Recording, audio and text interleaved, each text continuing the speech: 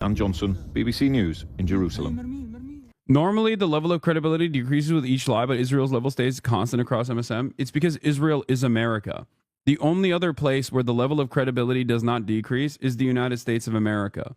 At a certain point, the level of credibility for mainstream media decreases as a direct consequence of consistently defending these sorts of erroneous claims, these sorts of open lies, and that's it. So what Israel is doing will take out mainstream credibility, like the credibility of mainstream press, or what remains of the credibility of mainstream press. That's it. Because it seems to me like the American government is not going to drop Israel, and on top of that, it seems to me like the mainstream press is not going to stop supporting Israel unconditionally and vociferously, and therefore it's going to turn into what it more and more people just feeling resentful towards the institutions that defend this shit. Do you see what I'm saying? And finally, Gary, we've had the reports from the Israeli military admitting that its initial accounts of what happened when 15 emergency workers were killed on March the 23rd, they've admitted mistakes in those initial accounts. What do we understand actually did take place?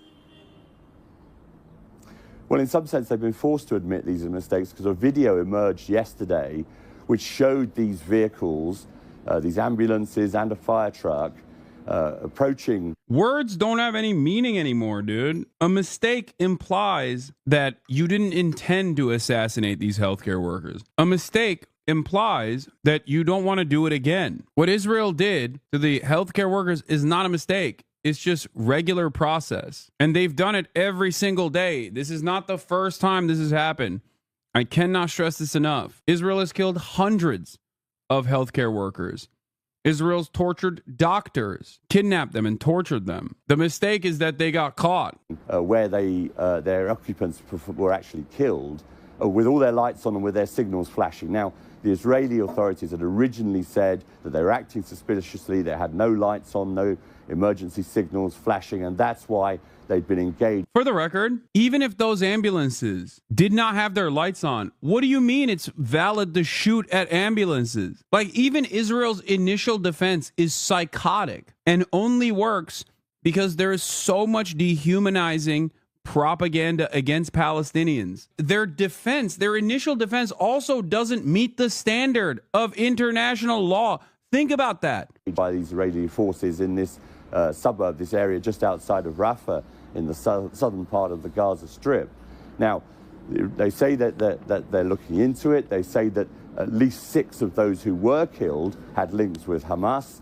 They have produced no evidence to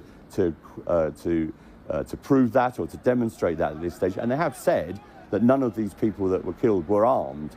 They were then buried in these shallow graves covered over by sand. The Israeli authorities say they did that to prevent wild animals from taking the bodies of these people.